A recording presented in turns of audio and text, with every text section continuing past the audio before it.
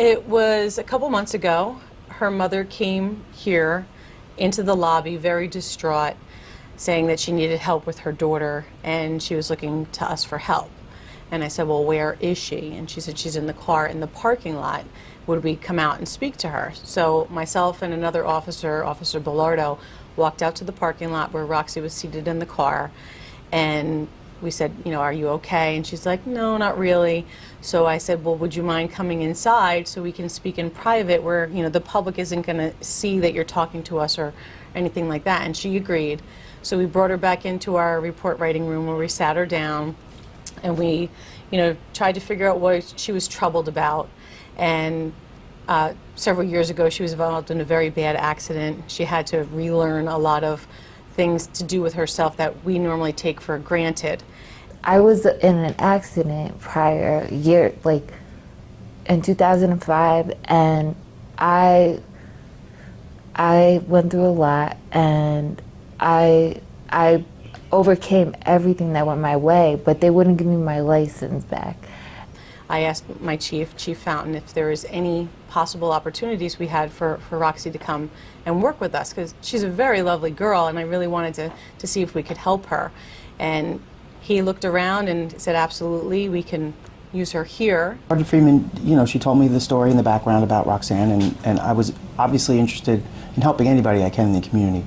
Giving her condition that she was in terms of her wanting to find something to do with her time and be active in the community, I thought for sure I could find something for her to do here. Never did I expect that she would work out so great and be such an asset to our police department. And you know, it just took a little bit of compassion from Maggie, and it was a no-brainer for me.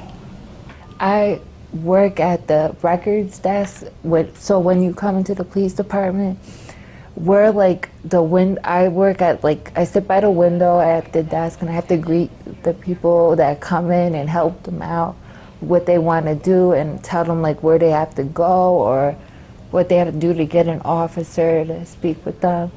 And I realized as long as I stay calm, it eases the person out. So I don't really, because people come in and they're like, not all of them, but some of them come in because they're upset at a situation or somebody cut them off the wrong way.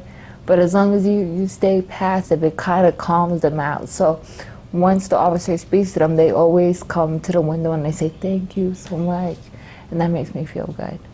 I just thought this was an opportunity to make her life a little bit more a positive impact, because I know she had been going through some issues and I wanted to have her have some interaction with some people, and I just thought it would be a really good opportunity for her to maybe blossom out of her shell a little bit. We just had a very good connection when we met. Once she got to talking, she just really opened up, and she's a really fun girl. And I was just hoping, you know, maybe it would make a small impact for her, but it's definitely made a big impact for me. Now I feel very purposeful, having a job, waking up, having a job. And then I can tell people, like, because everybody else has their career, like I'm 30 now. So everybody has their career, has their husband. I don't have my husband yet, but at least I have a career. And so that's like my foot in the door, and just more good things are gonna happen, I hope.